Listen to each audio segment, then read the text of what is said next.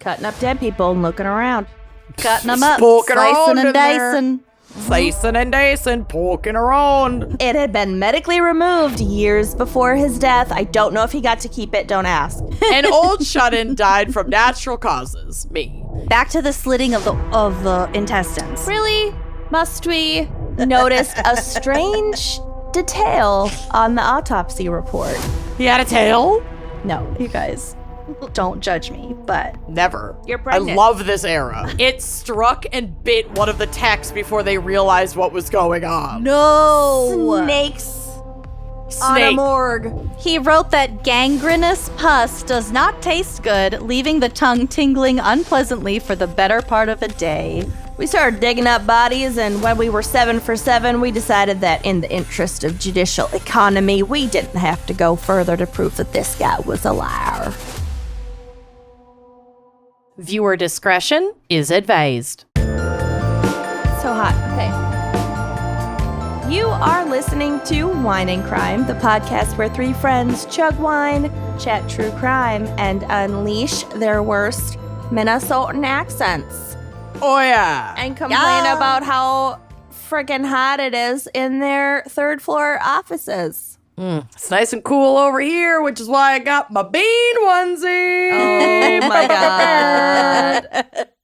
The best part about that bean pattern is like the subtle like air bubbles. Sauce and bubbles. Yep, Like there's a little bubble right bubbles in the bean juice. here. Look at my beans, they're small and humble. Thank you, Bush's Baked Beans. You have shown us so much love. And they match your headphones. They really do. Oh my God. They're a kind of your beanfluencer. wedding colors. Listen, they're not my wedding colors. I cannot believe that we have a promo code to Bush's Baked Beans. Oh, for this water Dreams bottle? come true. I run on Wines. good vibes and beans. It's Wine Crime 15. Yep. Wine Crime 15. Wine I'm Crime going 15. Bush's Baked Bush's. Beans. Go get I your always- merch. I always Go spell get your bean Bush's swag. wrong.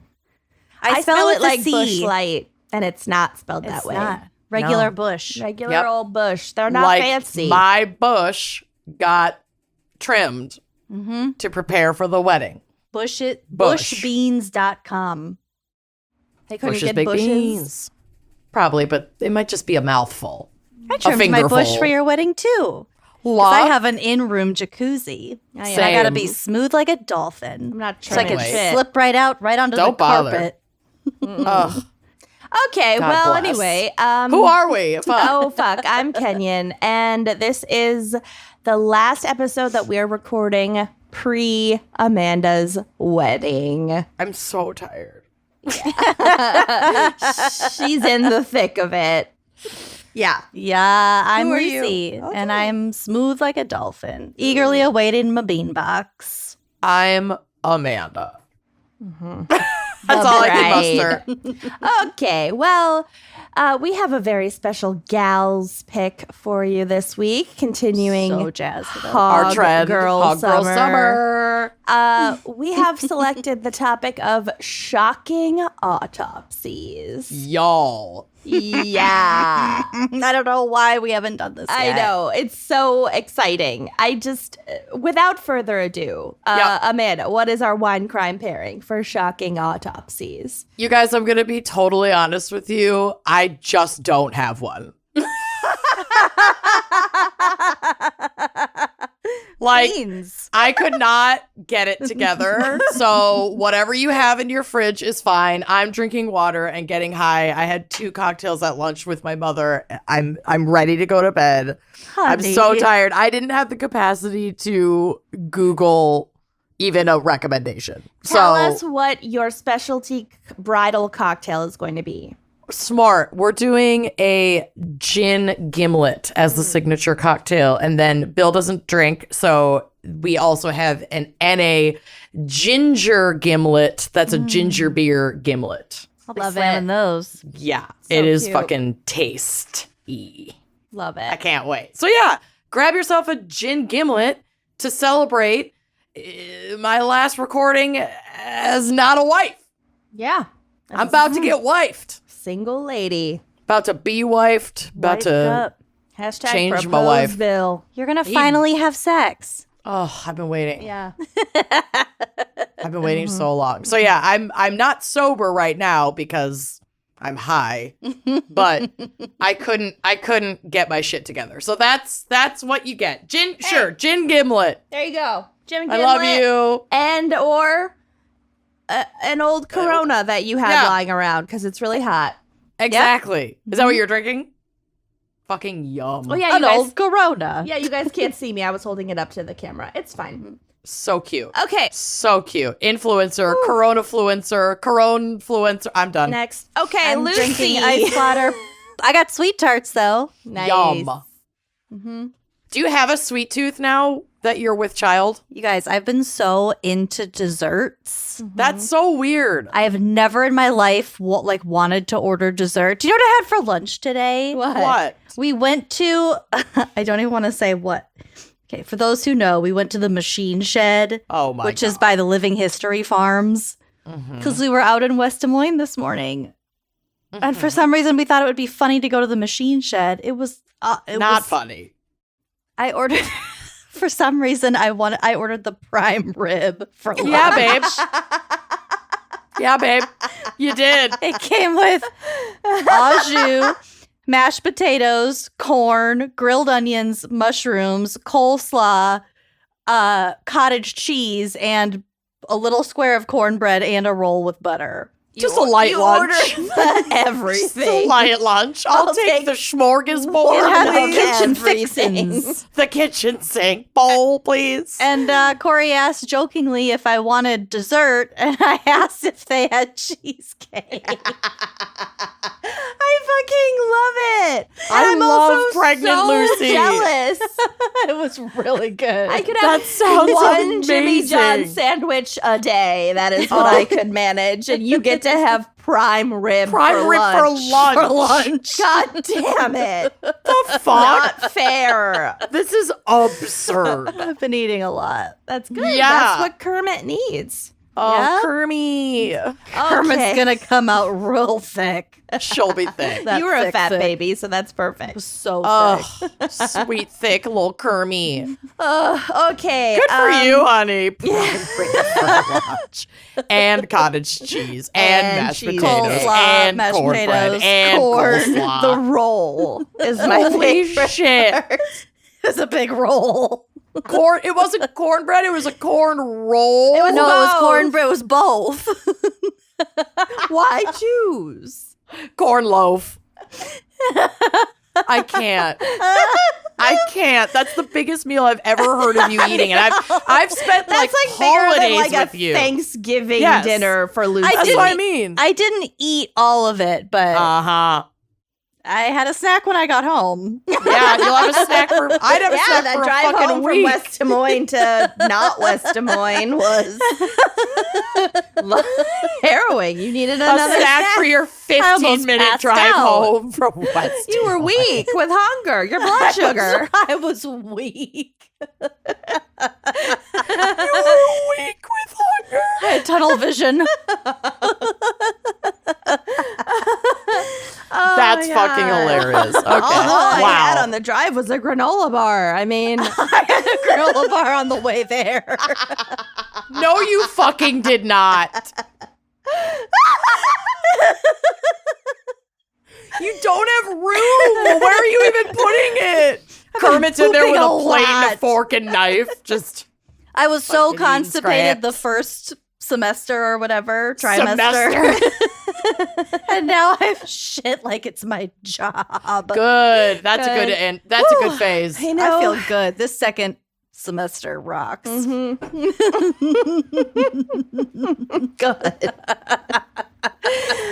Okay. Well, All right, autopsies. Yeah, Here we go.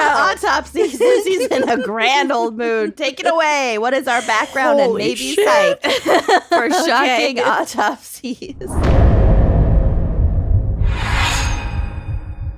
I Googled psych to see if like performing autopsies was like detrimental to your mental health. It's super not. So I don't have any psych. Okay. This is from my boyfriend, lover, baby daddy. An autopsy, also called Baby Britannica due in January. they have Encyclopedia Britannica merch and they have baby onesies. I'm just going to say it out loud. We'll take care of it. An autopsy, also called a necropsy, post-mortem, or post-mortem examination, is the dissection and examination of a dead body and its organs and structures. Lucy's dream job, if only there were no science. If there was less math, she'd already be doing it. Yeah, this podcast Right. wouldn't exist.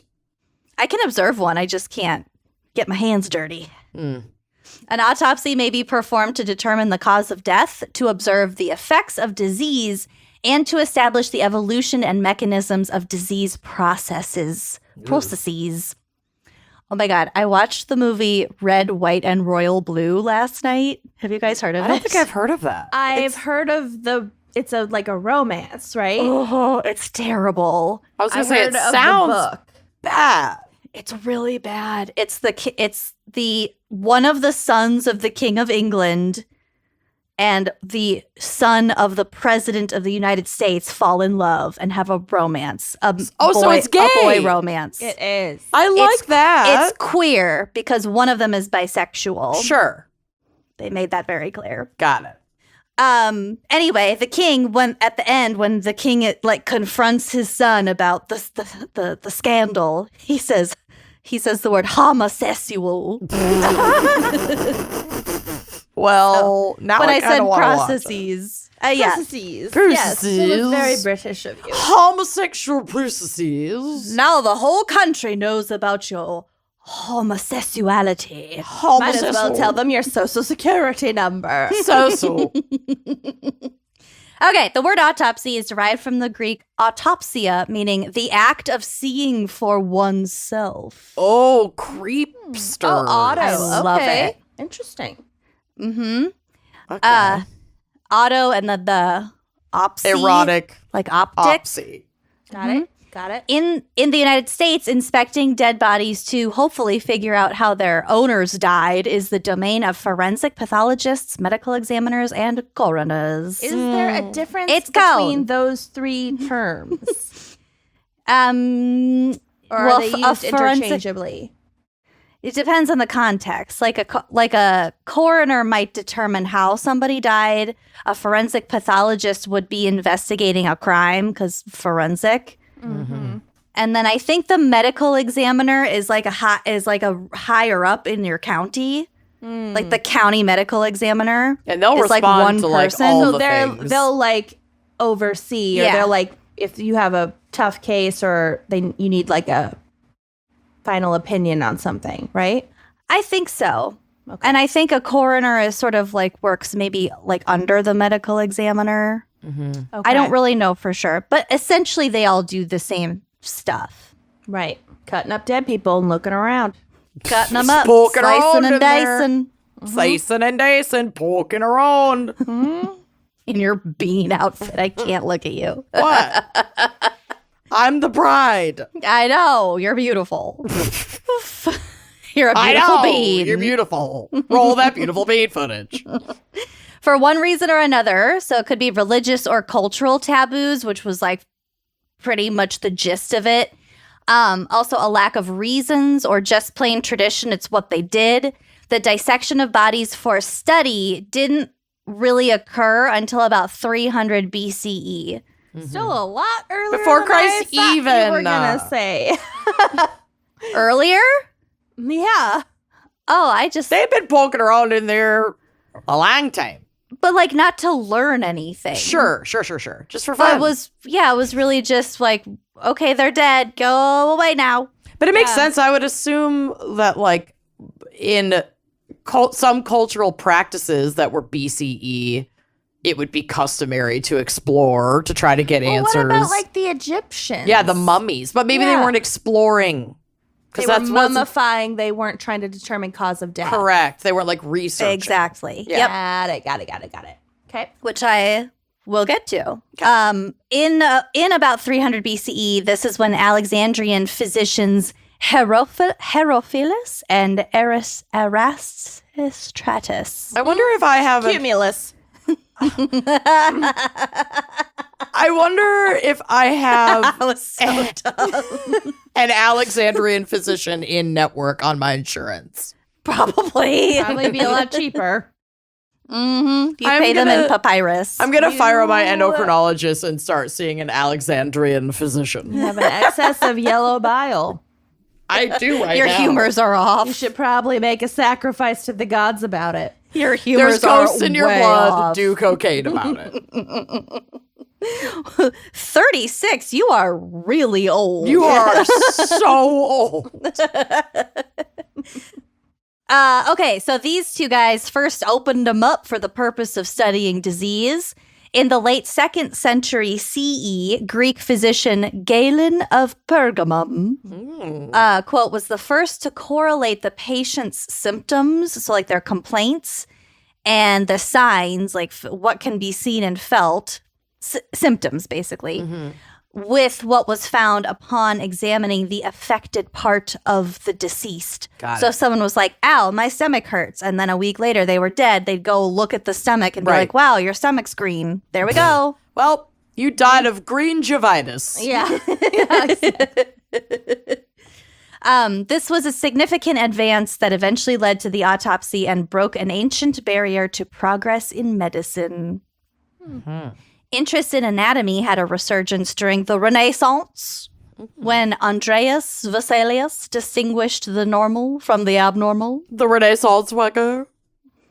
So, for example, identifying an aneurysm. I'm not totally clear what an aneurysm looks like. I think it's a blood clot in your brain. Or isn't a bleed. That sounds I think it's right. a bleed.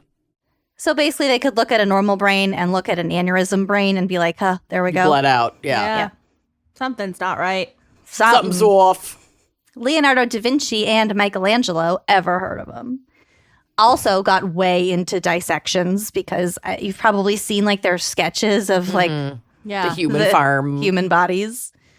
Frederick II, who was the king and emperor of a bunch of places in the early 13th century, because they were just trading hands like nobody's business. Yeah, it was a mess. It was a fucking mess. So that guy ordered that the bodies of 2 executed criminals be delivered every 2 years to the medical schools, one of which was at Salerno, for what was called the anatomica publica, which every physician the state fair. was obliged to attend. It was like the state fair for the doctors. doctors. Yeah. You had to go. You had to watch these autopsies. That's wild. That's amazing. I guess I don't talk about the Egyptians. I thought I did, but you're exactly right, Kenyon. They took the organs out just to preserve them because that was just part of their Desiccation, religious mummification. philosophy. Yeah, Is their it religion death or just their I think it was, their cultural religion practice. that they were mummifying these people because they thought that they would have a second life in the afterlife, and they had to be prepared for that. Would you call That's that a why religion, I'm being though? buried with all my shit. Either think way, it it was was part of their cultural religion. in some way, shape, or Yeah. form. Yeah, but it was not for the purpose of Research. digging around in the guts and. But I don't think everyone got mummified. I think it was just pharaohs or rich people. Yeah. Yeah, probably. The first forensic autopsy is thought to have been completed by a magistrate in Bologna, Luck. in 1302. So Antonio Benevieni, Banderas. Ben there, done that. A 15th century Florentine physician. I'm so hungry. Florentine, Bologna.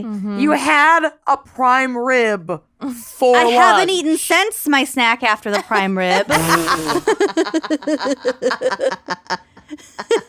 It's 5:45. I haven't eaten anything since second lunch. Yeah. And it's about time for first dinner. So Oh my God. First dinner. Truly. You guys, don't judge me, but Never. You're pregnant. I love this era. I've gotten way I into, hope you keep all of these habits. Me too. For real. I've gotten way into Hot Pockets lately. Yeah. Yum.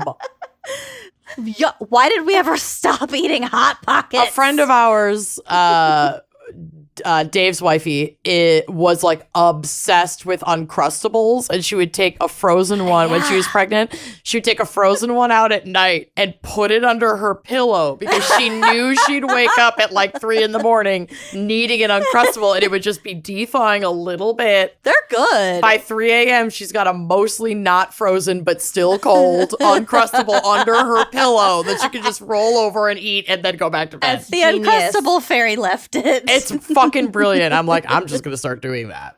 I have a drawer of candy next to my bed, but I've had that for years. But now you're actually using it. Yeah. Does it need to be refilled? Jealous. Do you need to text Corey and tell him to go to the store? I have 2 things of candy right here. I have my leftover Skittles and my sweet tarts. You guys, this is unreal. This is we're so like weird. Processing because this is just so not Lucy. It's great. Like, we know you like Skittles, but this is like, you're not like a candy all the time sweets or dessert person at all. Never. This is so bizarre. I've never ordered dessert in my life. I've never seen you do it. I've only ever seen you like arrange dessert for your wedding night. Yeah. That was it. I'm so excited for your tres leches cake. I did not eat dessert at my wedding. I don't think I even taste tested them. I let Corey do it. Well, you'll have 2 at mine. You'll have tres leches, and then you'll also have Brazilian chocolate cupcakes with raspberry frosting. Oh, say it again. Brazilian chocolate cupcakes with raspberry frosting. Fuck me up. I'm so excited. Just slide off her chair. Whoa. Okay. Oh, God. Kenyon, are you there? I'm melting. I'm so hot. Okay, here we go. You can't see me, but the camera can, and my cheeks are bright red. I love this for you. So fucking hot. We're plowing through. Okay.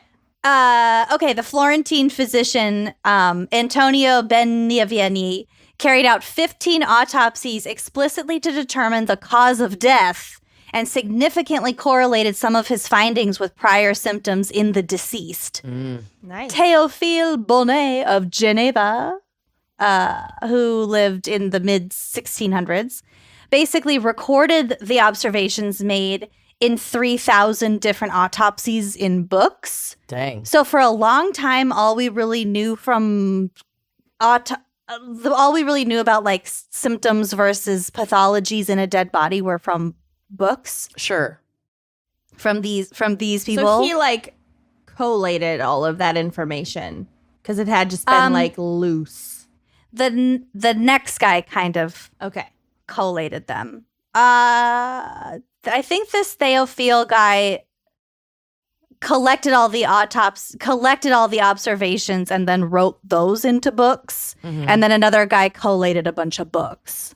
So many specific clinical and pathologic entities were then defined by various observers. So people are adding their own notes. It's a long comments like a Reddit list. Thus opening the door to modern practice. It's not a list, it's a thread, but yeah, whatever. You know what I mean. In 1761, Giovanni Morgana, aka the father of modern pathologies. Everyone's a fucking parent of something. I feel like every episode we've done lately, it's the mother of this and the father of that. Yep. Mother of pearl. Yikes. That guy. I'm so high. So that guy described what could be seen inside the body with the naked eye. So I think he was kind of the one who said it was an autopsy, so the seeing it for yourself thing. So he wrote a mega important work called The Seats and Causes of Diseases Investigated by Anatomy. Ooh. Which was a description of the appearances found by post-mortem examinations of almost 700 cases in which he attempted to correlate the findings after death with the clinical picture in life. Okay. It is so to answer Kenyon's question, it essentially replaced all of those books that at that point pretty much just compared commentaries, all those threads. He wrote this big book or this big collection of books that was like, this is what... The comprehensive guides. Yes. Yeah, if you see of our time. this, and this, and then they die, they're probably gonna look like this. Yeah. And like consolidating all these observations that different people made at different times that said the same fucking thing.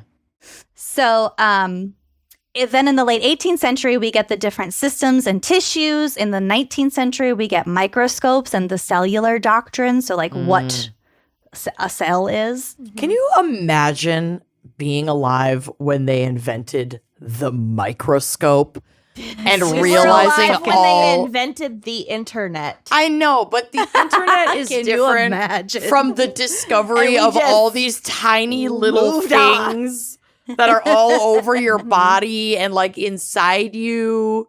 It'd be all weird. These little cells and moving little creatures. That would fucking freak. That's what I mean. That would fucking freak me out. The episode we talked about X-rays, that first X-ray of someone's hand. Yes. That'd be so fucking weird. It's just weird. It's fucking weird. Yeah. So plus we get a widened focus on physiologic pathology, so like the functioning of the organism as a whole, and not just pathological anatomy, which would be the study of the structure of the diseased tissue. So we're not just talking about shit that went wrong. We're looking at how everything works when it's healthy also. Which brings us to the autopsy of today. And here is my favorite part. And yes, I have screenshots on the drive, which will be on the blog. On the Australian Museum's website, you can perform a fucking virtual autopsy. The fuck? Oh! It is so cool. Don't look at the face flaps. That's Too different. late. What? Some Look at the pictures open. would have been appreciated. It's an There's- autopsy episode. Yeah, there's a handful of Still. pictures on here that will not be on the blog. No, they're just for you. Cannot me. be on the blog. The eye cavities.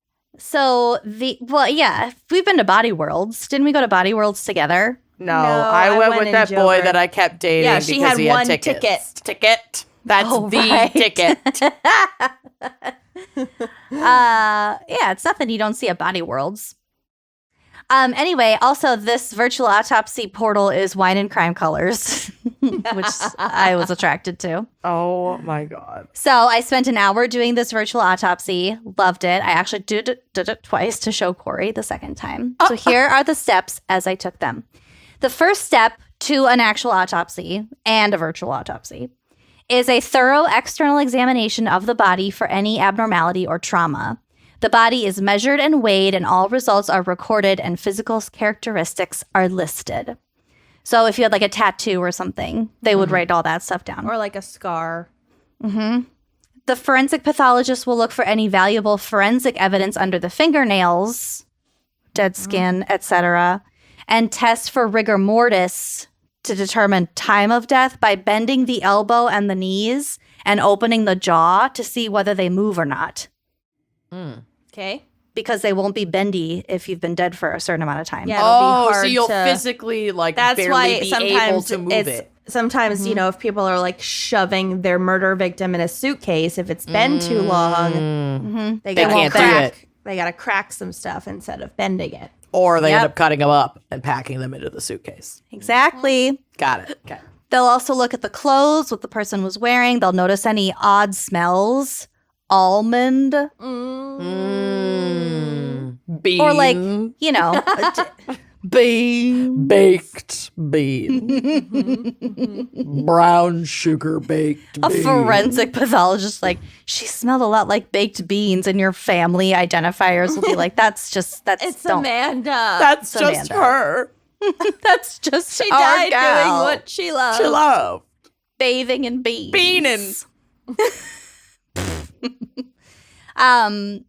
They will also check for lividity to determine the time of death and also clues about the position of the body. So as we know, lividity is the pooling of the blood under the skin. So if you're lying on your back for a while, your back will be kind of purplish. Next, we make the Y incision. It goes under the breasts and then down the belly. Okay. So a rubber block is placed under the torso to prop up the rib cage. I did this last night with a Squishmallow because my back hurt. It was very comfortable. Okay. They sell those. They sell those for like Pilates. Yeah, comfy. Just a medical examiner rolling up a squishmallow. to prop up the rib cage. It's like wrapped in a plastic bag so it doesn't stain. So the arms of the Y extend from the front of each shoulder to the bottom of the breastbone. We go under the boobs. Mm-hmm. The tail of the Y extends from the sternum down to the pubic bone and typically deviates to avoid the navel. It goes around your belly button. Why? Just cuz? Probably because your belly button's just a big bundle of nerves. It's probably dense right there. And it's probably annoying to cut. Yeah. Oh, okay. The incision is very deep, extending to the rib cage on the chest and completely through the abdominal wall below that. Mm-hmm. And Kenyon knows all about that. I sure do. Yeah. Mine did not go quite up to the belly button, but it got real close. Mm-hmm. Just shy of it. Oh my God. Your abdominal wall. My abdominal wall. Sonia's birth was traumatic. It was a fun time. And something weird happened that never happens. There was something with my abdominal wall, like froze or something. She got stuck behind it. And she got stuck. The one crunch you've ever done in your life was during childbirth. Yeah. I had a doctor come to my room afterwards and ask me, like, if I worked out a lot. Not a doctor that was in the room, obviously. That asked me if I, like, did a lot of, like, athletics or something. And I was like, clearly no. Yeah. I avoid it at all costs. That's so weird. So weird. Anyway. Who knows? Anyway. Yeah, I have a gnarly scar. It's fine. It's hot. Okay, so the skin from this cut is then peeled back, so this way on the gut, and then the top flap is pulled up over the face. My medical examiner what do they do with do they pin the boobs up so they can get at? The boobs would be part of that upper flap. They just kind of go up over your shoulders. Wow. This. I think there's a song about that. Yep, there is. Did you throw it over your shoulder like a continental soldier? Yeah. Another thing I found interesting about this, it pointed it out, but it's true. Whether you are dealing with the organs in your abdomen or like at the middle part of your body, or when they take out your brain, the face is covered almost for every step of the autopsy. I have to imagine that would help. That would help. Yeah. Well, it's covered with your own skin, so it's not like to be less gory. But still, it still serves a purpose of being less creepy while no one's just watching you. It's definitely unblinking. Not why they do it, but it's probably helpful. Yeah. Then when they take your brain out, they can watch you from the other way. Inside. Cool. Because your brain's out. So you can look through the hole? Huh? No, it's like you're watching. It's like your eyeballs flipped back and watched out through the back of your head. Because your brain's gone. Okay. Look at the pictures. No, I'm good. Okay. Following the Y incision, the ribs are sawn off to expose the internal organs. They just take this chunk off. The sternal plate or anterior chest wall is cut away. So I guess just this. To expose the organs underneath, like your lungs. Each pathology service has its own autopsy technique, but the most common way to remove the organs is known as the rokitansky method, and this was named after 19th century Austrian pathologist Karl Rokitansky, who allegedly performed 30,000 autopsies and is said to have supervised another 70,000. Who would have the time to do that? That's so many. You'd have to only do that constantly for the rest of your life, decades. I feel like. Yeah, so he was probably churching it up, but probably still a lot of autopsies. I'm doing the math on that. Continue. So the Rokitansky method involves removing all of the body organs at the same time. So the heart, the lungs, liver, kidneys, spleen, etc. are removed in one block. And then they're kind of separated and then dissected on a separate autopsy table. Okay. So this is to keep the connective tissues intact in case... To also be examined if needed, or? Yeah. Or like if they remove them all so they were able to kind of look at it separately, they might find something weird about how they were stuck together. Okay. Potentially. The organs are then dissected one by one, and during the examination, the forensic pathologist will collect small samples of tissue for further examination under the microscope. He would have been really fucking busy because that is, assuming his career was 40 years, like he started when he was 30 and he ended when he was 70. We'll give him a long life, okay? If he did 70,000 and he worked every single day of the year, no holidays, no breaks, no sick days, nothing, it's still almost 5 autopsies a day. Jesus Christ. Well, for the 70,000? Yeah. Because this says he performed 30, but then oversaw another 70,000. Oversaw, that can't be but didn't right. perform It them, but that cannot. can't be right. That's crazy. Unless he was observing in a room and all his students were doing them at the same time. That's what I mean. I think maybe that it's like multiple cadavers at once in like a classroom setting. So what would it be if he performed 30,000 autopsies? He will still have had to have done like at least 2 a day. All right, let's do this. Say that his career was still 40 years, which I think is quite generous. Yeah. And Especially in the 19th century. there are 260 working days a year nowadays. So I feel like we should do it by working days a year. So, 260 times 40. thank you, is 10,400. So 30,000 divided by 10,400. Almost 3 a day Damn. for every working day for 40 years. No. Jeez. 2.88. He must have reeked. I'm sorry, but He must have been a real creepazoid. there's Yeah. no way he wasn't creepy as fuck and didn't just reek like a 3-day-old room temp prime rib at all times. Yum. You Don't know. ruin prime rib for her. She can't. I can't. Yeah, we're past that. He's going to be pale. He's going to be pruny and wrinkly So from his hands pale. being in gloves all the time. Yes. Oh, no, they didn't wear gloves. They didn't give a shit. Oh, 19th he's just- century. They didn't even wash their fucking hands. He was elbows deep in that shit. And then he went home and Still fingered his pruny. wife. Yeah. Hands are always wet. Oh, God, I hope he wasn't married. I hope he was not married. Smells like formaldehyde. They like literally didn't wash their hands in between. Well, they're already dead. Hopefully he washed his hands before he went home. Anyway, to remove the brain, an incision is made. is made unhinged. in the back of the scalp from one ear to the other, so around, and then again over the face. The scalp is cut and separated. Well, yeah, it's just a big ring around your head. Mm-hmm. The scalp is cut and separated from the underlying skull and pulled forward down over the face. Down. All the way down. The top of the skull is removed using a vibrating saw, and then the entire brain is then gently lifted out of the cranial vault.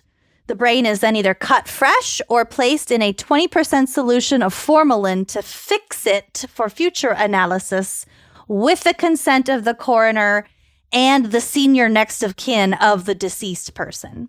Okay. Thousands of years from now, if like none of our writing survives, God or willing, like none of it digital will record survive. survives, and all that's left is like skeletons and metal, people are gonna be like, their gross. cultural and religious beliefs meant that they had to saw open these rib cages. I don't know what to tell you. It was for the gods. I really hope that the only digital record that survives for the aliens is this podcast and nothing else. When you said our records, I thought you meant our wine and crime records. No. I'm like, oh, Human Jesus. civilization. Human civilization. I think about that That's a lot. what I think about it every day. I think about post-humanity a lot. A lot. All the time. I yearn for it. Let's be honest. I It's can't a wait. yearning. I can't wait for my post-humanity era. Where were we? We were on tour. we went somewhere for like lunch or something. We were just chatting, and one of us was like, would you rather go forward 100 years in time or back 100 years in time? And you both said back, and I said forward. It'd be closer to the end. Yeah. It'll be past the end. Mhm. Well past. Well Not my past. end, but the end. The great end. And I was just really stoned, and I wanted to get out of there. That's what that was. Fair enough. Okay. All organs except for the intestines and stomach are weighed. Since abnormal weight can indicate a disorder of some sort. If you have like a really huge heart, that could be a problem. The pathologist then drains the intestines in a sink to remove any undigested food and feces that Do you remains. think they have to like They with cut their hand? No, they cut a slit down the whole thing, and they kind of open it up and wash it out. Yeah, the stomach. Okay. That's not gonna smell good either. No.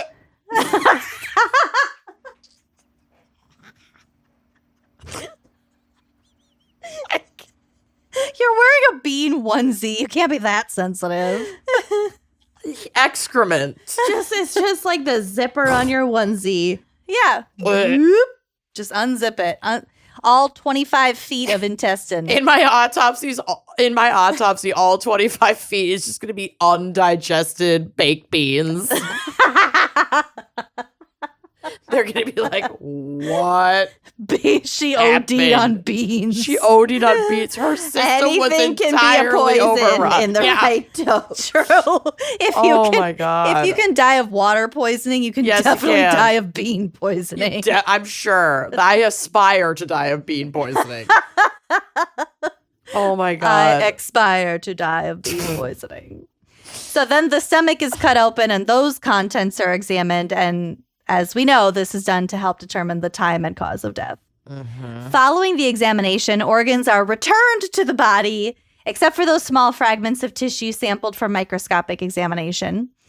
Sometimes this reminded me of like, is it giblets or giblets in a turkey? Giblets. Sometimes Yeah, you put them back in or use them in the Sometimes they fucking put them gravy. in sometimes they bag them and then put the whole bag back in the body so they don't have to like organize it. Like giblets, Yeah. but in the human. Yeah. Human Yeah. giblets. Sometimes absorbent filler material is used to replace the organs that are not returned. If it's like evidence or something. Yeah, or if they take like a lot of samples to be examined later. I think sometimes they also won't return it if it's been removed and it's like so damaged that it like wouldn't even make the transfer back in. Well, Yeah. it's not It like just the like is corpse falling using apart. it. No, I know, but they'll just put it in the But incinerator. if it just falls apart and like liquefies in Yep. transfer or 5-second something. rule. God. Oh my god. I hate it. Also if they donate anything. They want to donate something. Okay. Mm-hmm.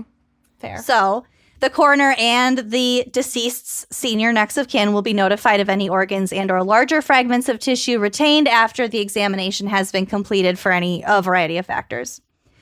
That senior next of kin is asked about preferences to return these retained specimens to the body and of respectful disposal thereof after the investigation has been completed. Okay. So keeping it was not an option. I looked. Boo. But if they had to like take the heart and examine the heart, for example, after they already sewed up the body, then they would have to get permission from a living relative To about what they dispose of it. want done with the or heart. cremate it or bury it or whatever. Yeah. 'Kay. After the pathologist has finished the examination and the organs are returned to the body, the post-mortem technician will sew the body back up, and the stitching is just like that of a baseball. Just like boop, boop, boop, boop, boop. Yeah, just quick and easy. Yeah. Thick red leather yarn Probably. thread. So once that Y incision and the head are sewn up, the autopsy is complete. Also, they don't put the brain back in because they have had to probably slice up the brain. What the fuck? They just always dispose of it? I guess. Cremated or whatever. Yeah, or They do if the it goes same to thing science. they do the same thing with the brain as they do with the little tissue samples that they take, which is probably just Medical waste. medical waste. Yeah, I guess. Ugh. You'd think we'd have brains Compost, everywhere. babe. Compost. I'm sure they cremate a lot of this shit just for the sake of space for disposal. That's probably why we don't have brains everywhere. Yeah. Shocked that Too they bad. don't put the brains back ever. Maybe they sometimes do, but this website said that they usually do not return the brain. Also, keep in mind that not every deceased person gets an autopsy. Right. You know, like my and dad not didn't everyone get one. gets their brain removed, even if they Right. did get an autopsy. Right, because they might not do it if there was no reason to examine it. Yeah. Like if the cause of death is very clear and it has nothing to do with the brain, they probably wouldn't bother taking out the brain. Good point. I think if they are driven to take out the brain in the first place, they're going to have to slice it up and really do a number on it. So removing the brain is not standard procedure? It's just part of a possible part of an autopsy. Possible part. Okay. That's my understanding. There is such a thing as a psychological autopsy. So I guess I do have psych. Look at me. So that is related to suicidology, which is the study of suicidal behavior, the cause of suicidalness, and suicide prevention. So a psychological autopsy is a systematic procedure for evaluating suicidal intention post-mortem. It basically uses all available information, so that includes forensic exams, health records, interviews with family and friends, to determine the individual's risk factors and psychological state before their death. So it's also used to determine if the death was a suicide in the first place. If it makes sense at all. Wow. So a psychological autopsy might be used in deaths without a clear mode, like I just said, they don't really know why they died. Sure. Examples being drug-related deaths, could have been accidental, could have been on purpose. Autoerotic and self-induced asphyxia, like in that movie World's Greatest Dad Sure. with Robin Williams. Oh. Robin Williams did an autoerotic asphyxia movie. Yeah, it was like a really dark comedy. His son was doing gals misremember. autoerotic sexual stuff. What's this movie called? World's Greatest Dad. And he ended up dying. But Robin Williams didn't want people to know that that's how he died. So he told everyone that his son hanged himself. So then everyone felt really bad for the dad. Oh my God. It's a comedy, This I swear. movie Yeah. looks terrible. Okay. Okay. Can't win them all. Love you, Robin. Okay, bye. Also, vehicular deaths. Sometimes those are intentional, yeah. sometimes not. Drownings. Factors such as means of death, prior threats to commit suicide, to do suicide. Take their own life. Yep. Mental disorders and settling of financial accounts. Family annihilator. Or Are like also giving taken your into possessions consideration. away beforehand or some shit. True. Yeah. Okay. I guess that makes more sense than having money issues. Okay. To round us out, I have some fun facts for us. I know my section is long because I could not get enough of this shit. Okay, fun facts. The autopsy table where we put all the organs to examine is equipped with running water. Oh, also the table where the body is. And it's also tilted with raised edges to drain the fluids. I knew It's like that. those fancy kitchens that have like a water faucet at the stove for filling a pot pot for filler. pasta. I want one. It would be so convenient. You don't have Yeah. to move it from the sink. It's but such a eventually rich you have to person move thing it, to but have. Yeah. It Yeah. really is. Ultimate wealth. This was funny. The Catholic Church ordered an autopsy. This is in 1533. Ordered an autopsy on conjoined infant twins Joanna and Melchiora. Chip Gaines. Melchiora Got it. Ballestero in Hispaniola. I'm not sure where that is. The island of Hispaniola is where the Dominican Republic and Haiti are. Oh, well, these two twins lived there in 1533. So The Catholic Church ordered this autopsy to determine if they shared a soul.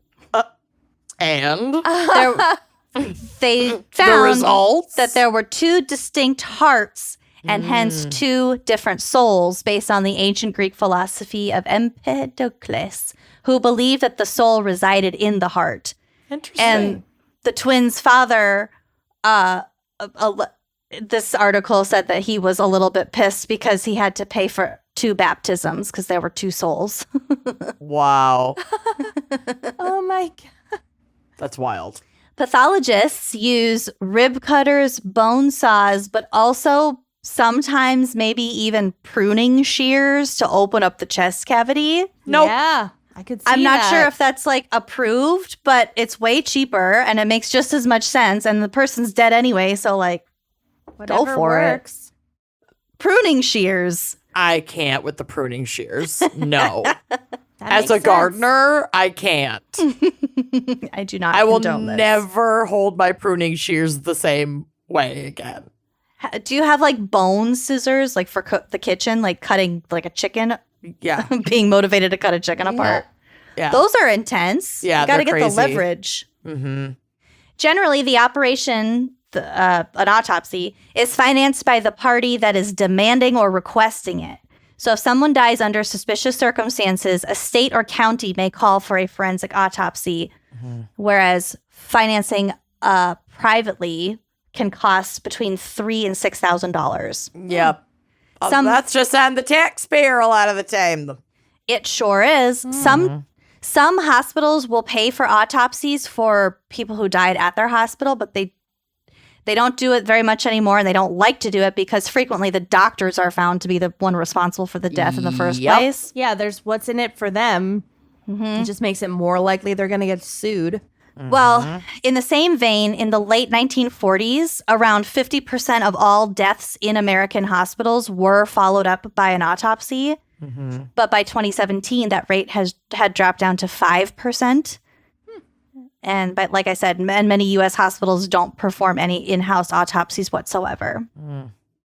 Several states, including Minnesota, have laws along the lines of if a surviving friend or relative of the deceased argues that an autopsy is against the decedent's religious beliefs, no such examination can be performed unless there is compelling public necessity. I was going to say, Right, so if unless it's like a suspected violent murder. Yeah.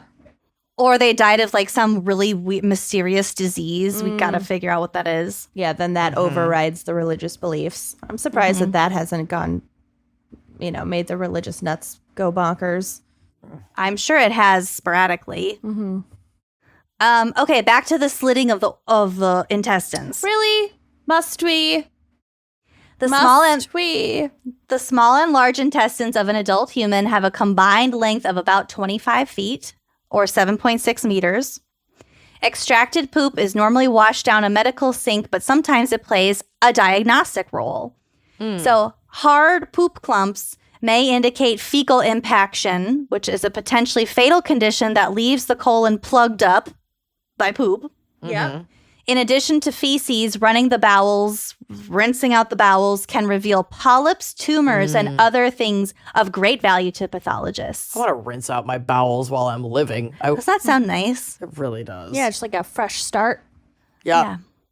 I guess Would that's that be what like enemas are for. Like a cleanse, an enema. Colon broom. I feel like I saw in Real Housewives, they can like flush water through your whole system and like rinse the whole thing out. That feels fake, but sure. Yep. But sign me up. That feels like something that the husband of Denise Richards does.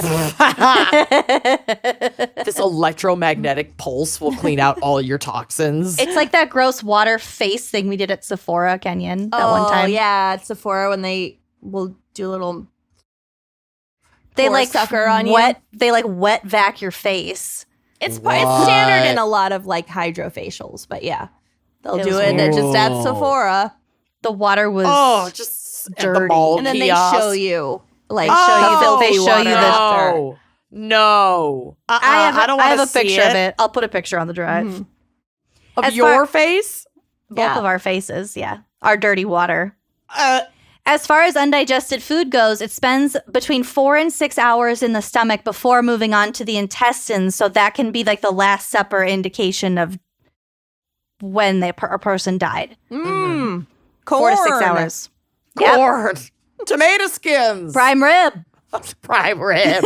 It's like cornbread and corn loaf. And coleslaw. And a roll. Cheesecake. And the cheesecake. Is that a granola bar? Jesus Christ. There's a Smartie in here. She ate a granola bar an hour before she ate this huge lunch. Are those Skittles? Those Skittles. In the 17th century, lacking chemical tests and knowledge of disease transmission mechanisms, Italian physician and autopsist Antonio Valsalva Banderas. sometimes tasted the fluids he encountered in cadavers. Why are you doing this? In an effort to better categorize them. Nope. Antonio, I don't care what that was in order to do. I don't care. He wrote that gangrenous pus does not taste good, leaving the tongue tingling unpleasantly for the better part of a day. Yeah, that's called sepsis. Antonio. Antonio. Yeah. I hate it. JFK's autopsy was performed so quickly by 2 doctors who weren't actually trained in forensic pathology, by the way, Well, we're pretty sure what he died of, but yeah. that the original, well, they had to find the bullet. Yeah, okay. Bullets. But the original notes were covered in his blood because they did it so fast. When we were in Dallas, I went to the JFK Museum with John and my sister. It is such a cool museum. We have to go back when we're in Dallas. You guys would love it. I took a picture of this part of the museum, so that picture's on the drive too. But the caption of the autopsy notes reads, Commander James Humes conducted the president's autopsy on November 22nd through 23rd, so like midnight, 1963, and in his report submitted this sketch of the wounds. He later certified that he wrote the report from memory, having burned his original blood-spattered notes. Weird. And he said later that he destroyed them because he didn't want them to become a collector's item. I'm sure this is some conspiracy theory linchpin. Speaking of, in 1966, Kennedy's brain was found to be missing from the National Archives. Do they usually keep that? They kept No. They kept his brain. They removed the brain. They kept They it. wet specimened it. They put it in a jar. Yeah. That's crazy. Certainly wasn't fresh. But I guess I don't mean do they usually do that. I mean, what I meant was Our I'm bathtub's sorry. made of teeth. Our bathtub's Do the made of teeth. National What I mean is- Archives usually keep the president's brain? That's what I was gonna say. Actually, it's like, do we usually keep like a prominent figure's doubt it. brain? Is that If- like, or was this like a family request? Like, why? I mean, the National How many Archive presidential brains do we have floating around? Literally, at the National Archive. of anywhere that brain could have been, it makes the most sense for it to have been stashed with the National Archives. Not buried with him?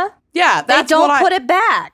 Well, we know, Could but make like, an they exception. They kept That's- it because of all the shit that surrounded his assassination. that's that was my question. Yeah. Like, why did they keep it? Do they evidence. usually It's- keep And stuff then like they didn't that want for to the call National up Archive? Jackie and be like, hey. What do you want us to do with this brain? Yeah. yeah. Okay. So, his brain went missing 3 years after he was killed. Jesus. Conspiracy theorists often claim that the brain may have shown a bullet from the front, a second shooter on the grassy knoll. It had also been suggested that Robert Kennedy destroyed his brain. Historian James Swanson theorized that he may have done so, quote, to conceal evidence of the true extent of President Kennedy's illnesses, or perhaps to conceal evidence of the number of medications that President Kennedy was taking. Yeah, he was on a lot of drugs. Yeah. Who isn't? He was like Judy Garland of Yay. presidents. Crushed it. So I could go on about JFK's autopsy alone, but I will leave it here. My section was long. It I was enjoyed every moment. amazing, though. Disgusting and beautiful. Yeah, minus the tasting of the pus. Okay. Gangrenous. Can we? Okay. I don't Well, after Lucy's segment, you're probably ready for this case. Okay. It's on par. Mm-hmm. Ralph R. Erdman was born, quote, in Mexico. No articles went into more detail than that. Just Mexico. On August 8th, 1926. Mm-hmm. In 1956, he received a medical degree also in Mexico from some establishment. And then 25 years into his medical career, he moved to Childress County in northern Texas. Got it. In the Lone Star State, Ralph got work doing autopsies for 5 small area hospitals. Mm-hmm.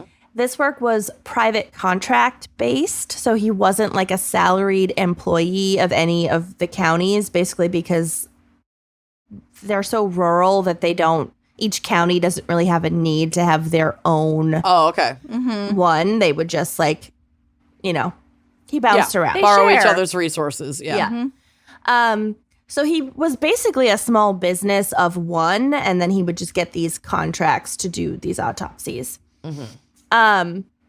But, entrepreneur, his business grew quickly.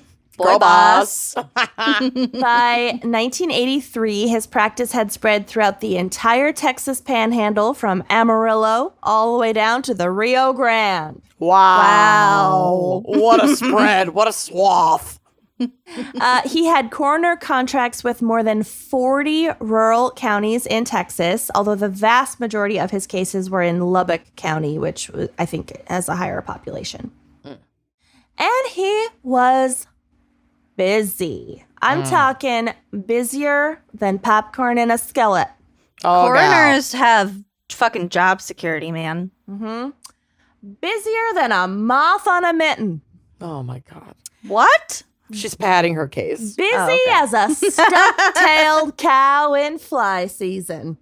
Oh, so busy. That one really paints a picture. Yeah. Over the next 10 years, Dr. Erdman performed over 3,000 autopsies in 41 different jurisdictions, so he does not even come close. Yeah, call me when it's 30,000. Yeah, boring. I know. In 1991, he performed 310 autopsies that year alone. Slow year. But that was a slowdown compared to just the year before. In 1990, he did a whopping 480 in that year. Wow. I can't imagine doing one autopsy in a workday. Imagine doing multiple in a workday. Imagine taking your lunch break and then going back and doing more autopsies. A whole new one. Ordering Jersey Mikes between the two. I fucking can't. Prime rib. Yeah, imagine popping out for a full prime rib dinner with 18 sides and then coming back and doing a fucking autopsy. There were so many sides. So many sides. Heavy on the sides. So, like I said before, there are approximately 260 workdays in a typical calendar year, which means he was performing on average over 1.8 autopsies per day every single workday for decades. You love this math. I really do. And I told you he was busier than ants at a picnic. He was busier. Amanda's so upset. He was busier than a borrowed mule. Didn't you say you were hot and had to make this quick? Yeah, you're the one who's been rushing this. And now this is how we're spending our time. I wanted to look up Southern expressions for being busy. I get it. And I have enjoyed them somewhat. Busier than ants at a picnic. All right, but at least he was well compensated for all his hard work. Ralph's remuneration varied by county. Smaller counties with less steady need paid $650 per post-mortem performed. But Lubbock County basically had him on retainer, paying an annual flat fee of $140,000. In the 50s? 40s? 90s, early 90s. 80s Still and 90s. pretty fucking good. 50s, 40s? Well, when was he born? The 20s, right? He was born in the 20s. Oh, Yeah. okay. Which, according to Time Money Converter, There it is. would be equivalent to over $327,000 today. That's doing good. That's that's just for Lubbock County, and then he would do like random contract call outs to 39 all other over the counties. Panhandle. It was busier than Amanda at a baked bean convention. Okay. That's pretty fucking busy. But as we know, pathologists often work in close collaboration with other investigators. Police may ask a coroner to pay special attention to a given injury or perform a certain lab test, the result of which could prove or disprove their theory of the case. So remember, it is the medical examiner and not the detectives who rule whether a death is a homicide, a suicide, an accident, or a natural death. Yep. Yes. So in working alongside prosecutors, district attorneys, police officials, influential politicians, other local bigwigs, this guy, Dr. Erdman, wielded pretty significant power because they Probably had people wanting to pay him to say certain things. And doesn't the medical examiner have to be elected? Oh, that's a good... I was using the terms interchangeably, but I could be wrong. Medical I feel like I've examiner. never found that on my ballot. He definitely I feel like I'd was remember not that. elected to any office. In Iowa, a county medical examiner must be a licensed physician and appointed by the Board of Supervisors in the county they work in, and then must be approved by the Iowa State Medical Examiner. So they're probably appointed by people influenced by who we elect, but I don't know if they're directly elected. That wouldn't make as much sense to me to have the public elect Maybe he was a medical appointed professional. in Lubbock County, but otherwise he was just contracted. It doesn't matter. It's fine. Okay. It might be different state to state, too. Basically, he's working with a lot of investigators and, like, you know, politicians who, if there's a murder or something, they want to make sure that there's a conviction. Right? All I know is I flip my ballot and I have never voted for a medical examiner. Well, they probably usually run unopposed. Doesn't So they matter. might- I still flip and I go through. It's all judges. But I would have noticed on a local Minnesota election if there was a medical examiner. Sometimes there's, like, not There's bailiff, random shit on there. not sheriff. Well, right. But other small, like, school board, I vote on, like, almost all of that shit. Yeah. Okay. Next. Okay, moving on. So, I'm going to drag I'm so this out. hot. Okay. And I haven't had dinner. Okay. But then the neither. the unthinkable the unthinkable Speaking of occurred. unthinkable. A single autopsy in 1991 was the crack that would shatter Erdman's entire empire. On December 22nd, 1991, a man named Robert Craig Newman, he went by Craig, Bobby Joe Newman. was found dead in his home in, I don't know how to say this, Levelland, Texas? Levelland, Texas? Yeah. Cleveland. Cleveland. He was just 41 years old. I did read in some places that he was 48. I don't know which is true. They're both young. The New York Times said 41. That's what I'm going with. And so an autopsy was ordered to determine his sudden cause of death. When Dr. Erdman arrived in Hockley County to perform the autopsy, a cop on the case made an offhand remark in front of him, speculating that drugs must be involved because the guy was so young to have died so suddenly. So the cop was like, I bet it's drugs, probably drugs, whatever. And Erdman Smoking and driving. heard that. And indeed, Erdman's findings determined that Mr. Newman had died of a cocaine overdose. Case closed. All right. About 1,600 counties in the U.S. elect coroners. That's crazy. They are paid employees. They make about $6,000 a year and get health insurance. But they don't do autopsies. $6,000 a year? 60. No, it says 6,000. I think it's not a full-time job. You just have to show up, and it says That's not even that's like a 2-month job. coroners pronounce people dead and sign death certificates. Okay, so they're not doing autopsies. You They're just don't even showing have up. to have any medical training to be a coroner in a lot of these counties. I want to run for Hennepin coroner. Okay. So, cocaine overdose. Not so fast. Craig Newman's surviving family was perplexed. He doesn't do a coke. They were incredulous. They insisted that Craig never used drugs. Like, this was completely out of character. That cannot be right. But investigators brushed them off until Newman's brother, and I also read in some sources his adult son, Newman's own salad, until his salad dressing family member noticed a strange detail on the autopsy report. He had a tail? No. Oh, look. They noticed that the precise weight of Craig's spleen was listed on the autopsy report. Because remember, it's routine to take the organs out and measure and weigh each organ. Yeah. Yep. Routine procedure throughout the course of an autopsy. So all the organs are there and all their weights are listed. And there is a weight listed for the spleen. This was puzzling because, Craig Newman didn't have a spleen. Oh, shit. It had been Whoops, it's a kidney. It had been medically removed years before his death. I don't know if he got to keep it. Don't ask. Did he keep it? I was just about to ask. So they wondered, could Dr. Erdman have removed and weighed it throughout? Like how could he have done that? You've got the wrong guy. So with the family's full-throated permission, Newman's body was exhumed, and there were no autopsy incision marks on it. Oh, None. my God. What? He never did it. He just went, the cops said it was cocaine. I'm going to rule it cocaine. I'm going to make some shit up. I'm going to speed through these 3,000 autopsies a year. Be home by dinner time. Never cut him What a open, never laze. weighed shit. Just was like, spleens are usually around this weight. And Just wanted to get to his Jersey Mike's. Didn't want to get his hands dirty. Yep. Jesus. So another autopsy was ordered, or more accurately, the first autopsy to actually be done.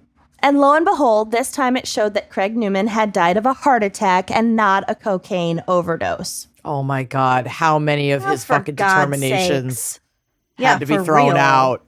So, side note, I feel like if you were going to be shady at your job as a fucking coroner, but you wanted to stay under the radar, wouldn't At you least just say, cut the body open. or wouldn't you say heart attack rather than cocaine overdose? Right. Which is That's so pretty specific. Yeah. And also way provable. Right. Yeah.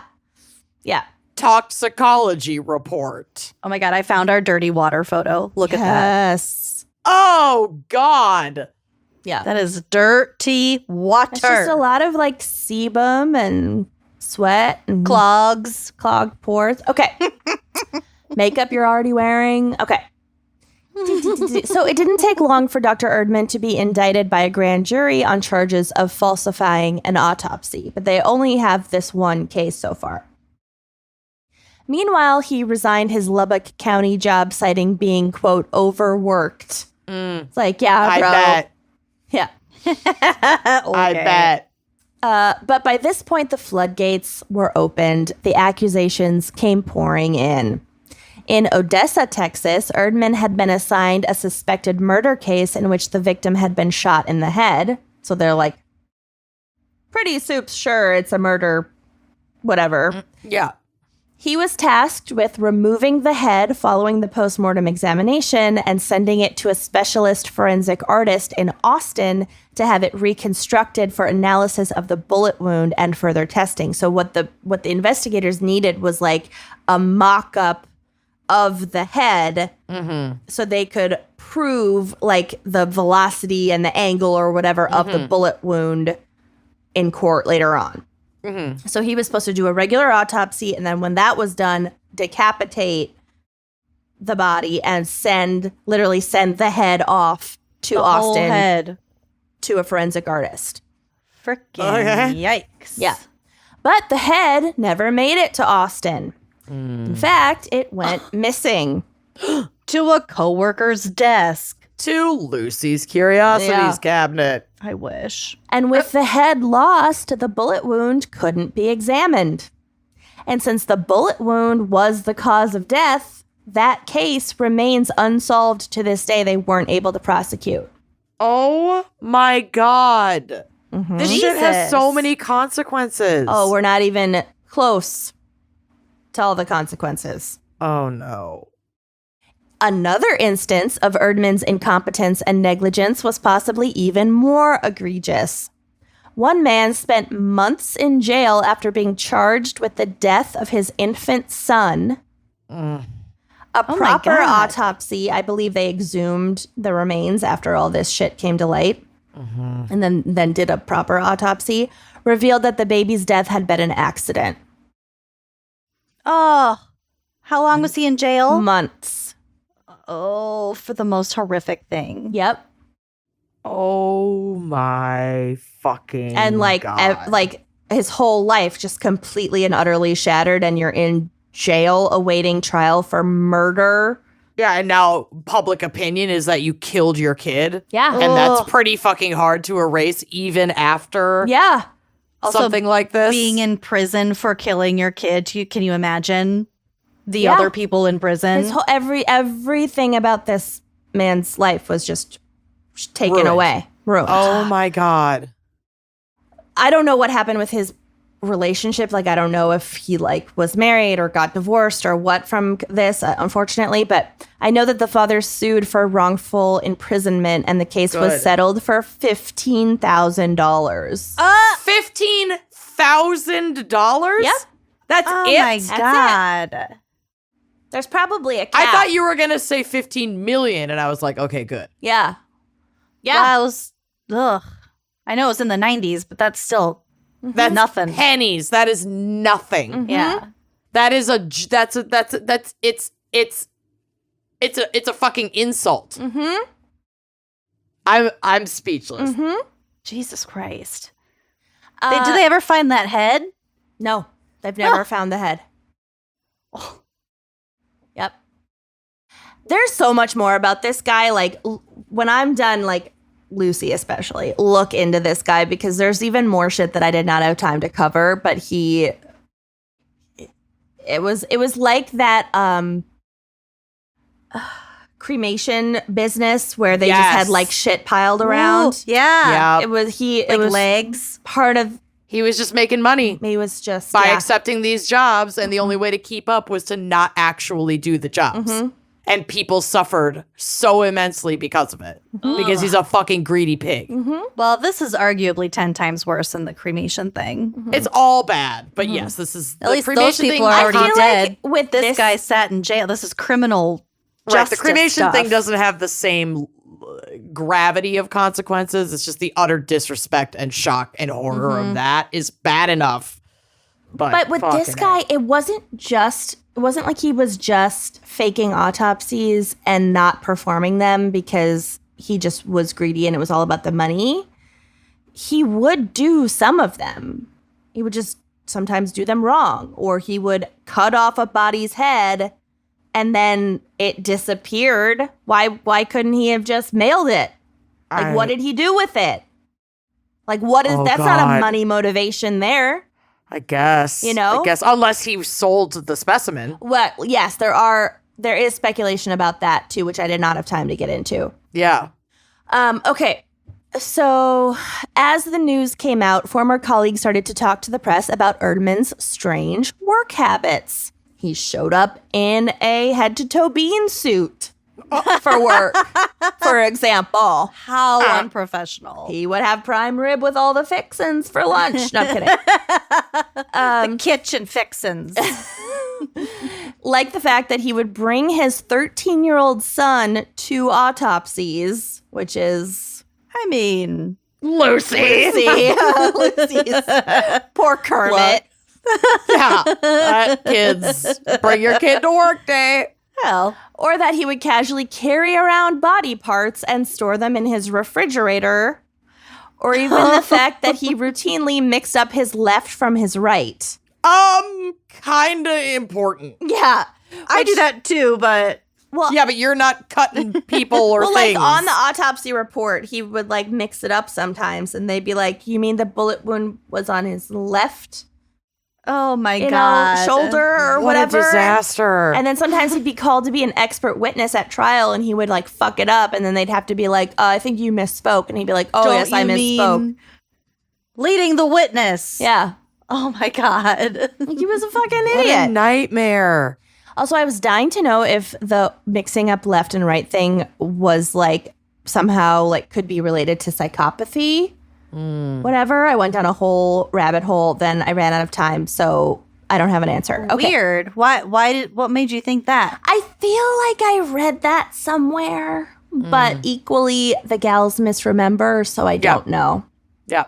Scientists I've get never at heard me. that. Okay. Maybe from like Dr. Death. Like there were some things there. I was going to say, this is sounding almost Dr. Death-like. He would like holes in mix his shit up, scrubs. and then it was like, oh, you are off your rocker. Okay. So on After I just got done saying, I do that sometimes. case of anecdata right Must here. be true. Okay. Psychopathy. So on September 21st, 1992, Dr. Ralph R. Erdman, and I definitely personally doubt his medical qualifications from He went Mexico. to Trump Medical University I don't know. Probably. Mexico campus. Yeah, I've never seen any source list Mexico campus. which like institution he supposedly graduated from there. So I don't know. Also, he had to surrender his medical license anyway. He pleaded no contest to 7 felony counts of falsifying autopsies in Lubbock, Hockley, and Dickens counties. The plea agreement sentenced him to 10 years probation. For 7 felonies? What? Probation? That's it? Well, 200 hours of community service. 200 hours of free autopsies. And he had to pay some restitution. So how much restitution do you think he should have to pay? I bet he paid $20. I bet he got paid somehow. 17 grand I was going to say, there's no way he paid. in restitution. And his retainer, he got paid $140,000 annually base pay for decades doing this shit. And that's the restitution that's not even he had like, to pay. that's like barely a month paycheck for him. And he'd been doing this for years. County coroner should be so lucky. Plus the cost of some of the exhumations. There were 7 exhumations, and He had to pay for that? He had to pay for that, and he had to pay for the reburials, and he had to pay for the second autopsies. Good, for those good. 7. I'm glad they fucking charged his ass for all that shit. That's Did the he least pay? he could fucking do. Yes. Part of his probation was that he couldn't own any guns either. But, oh God, I guess that's It really is hard in Texas. Texas. Yeah. So there could have been way more than 7 felony counts, but as Tommy Turner, the Lubbock County Special Prosecutor, put it, quote, "We started digging up bodies, and when we were 7 for 7, we decided that in the interest of judicial economy, we didn't have to go further to prove that this guy was a liar." In the interest of judicial economy. I mean, I get it. I don't want to pay that taxpayer money digging all these fucking poor folks up either. Yeah, I mean, like, where do you draw the line? You know, like 7 for 7 of the ones that they chose to dig up, they were all fucked or not done. Yeah. It's just so shitty because, like, obviously judicial economy, but like any case that his testimony or his work would have been referenced in has to be. We'll get to it. Oh God. This is like that Chicago judge in your case, Amanda. But that wasn't the end of this story. The ripple effects of this man's decades-long autopsy grift Decades. Autopsy grift. Autopsy grift. are still New band name, I being call it. We are decades-long autopsy grift. I just kind of feel like it's maybe a mouthful, and it's also like No. a lot to print on the t-shirt. And so Don't care. how would you feel if we just shortened it to autopsy grift? No, you're out of the band. Ted's already in favor, I asked him. Fuck Tad. DLAG. Tad's a bitch. I'm the lead singer. I'm the Tad's lead just singer. the drummer. He's a fucking bass player. Okay. There were accusations that crucial evidence was, quote, ghoulishly or criminally mishandled by Erdman's. Foolishly mishandled. Well, yeah, disappeared ahead. He had legs in his fridge. I know, That but is that's the best description. I am Ghoulishly mishandled. They're opening ghoulishly for mishandled autopsy this situation. Honestly, ghoulish, ghoul as a word, it alone, It's and all of beautiful. its variations, totally underutilized. It really is. Okay. So this has been going on, they think, since the early 1980s. So they were just Reminds me of goulash. So defense attorneys across the state started to appeal as many as 20 capital murder cases, Oh, death row cases, and it's Texas, damn. and dozens of other prosecutions. Oh, This motherfucker. And suddenly, DAs throughout the state began to fret. Accusations started to fly that prosecutors had not only been aware of, but sanctioned Erdman's practices so that they could win cases. Because he'll take suggestion. The cop's saying, oh, it was coke. Yeah. Must have been smoking and driving. Yep. All right, put it on the fucking autopsy report. and if he's so lazy and any higher up or like a judicial person knows his grift, Yep. they could probably be like, "Hey, I'll give you Yeah. I know. $100 to not do this autopsy." I know who we should get to do this autopsy on this case. I Yeah. guarantee you he took bribes. I yeah. guarantee it. Were they now trying to cover up other cases that Erdman had fucked up to protect their own precious win-loss records? Yes. Possibly. No, certainly. Linda Norton, a former assistant medical examiner from Dallas, said that Erdman routinely performed made-to-order autopsies that support a police version of a story, end quote. Knew it. And that some of his findings were so wrong as to be an insult to the intelligence of an average human being. It's literally He got away with it for so long. he essentially ordered autopsy dupe paperwork on Etsy for decades. And that's He wasn't making shit up. Yeah. Yeah. He didn't have to. He had the real letterhead. Right. But it's that stupid. It's that egregious. It's that it's that false and fake. Well, yeah. Cocaine overdose when it was a heart attack. Sure, why Unreal. not? Don Hurley, a defense attorney from Lubbock, appealed a murder case claiming that Erdman had falsified a toxicology report. Jesus fucking Christ. Quote, I believe that the sun will come up tomorrow, that there was a conspiracy between the prosecution and Erdman to say whatever was necessary to get a conviction, and I don't have any doubt that there is a cover-up now, end quote. Yeah, he's falsifying toxicology reports. He could just be like, this person who had this in their system, they were drunk. Must have been drinking and driving. Yeah. Holy shit, the power in this situation. And you have a special set of skills that no one else in that investigation team has.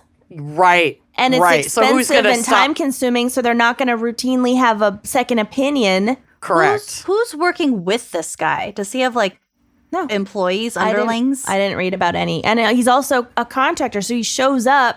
He doesn't have his own facility. He like a shows substitute. up. Yeah. Jeez. Uses their fucking morgue. Yeah. Runs because you can Rude. perform an autopsy by yourself. Yeah. Most It's do. not like you don't need two people. Yeah. So yeah, holy shit! So who's gonna stop him? This Right. family finally was like, "No, you don't.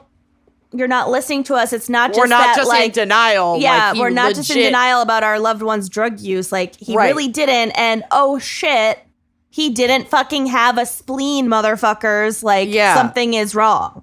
Like that's what it Oh my took. God. Yep.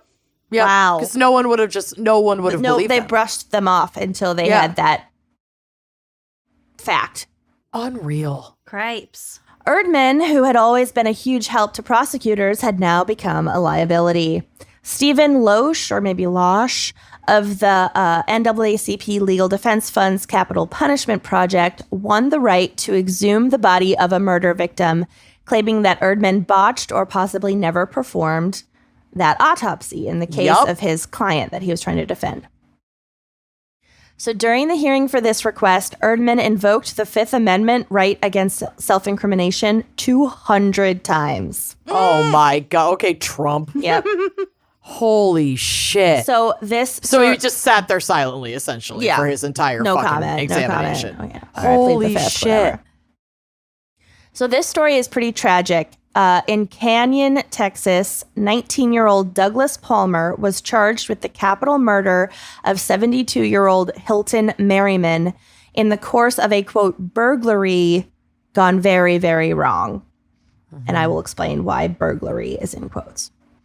So Palmer and a couple of friends, they're teenagers or like early 20s, agreed to break into their friend John Peter Garcia's former residence in order to take back possessions so that he wouldn't have to share them with his ex-wife. So basically, these dudes are friends, and this guy got a divorce, and now he's... And some of his shit's at his ex-wife's house, and he just wants to get his shit back. Yeah, it's like an Xbox or whatever, you know?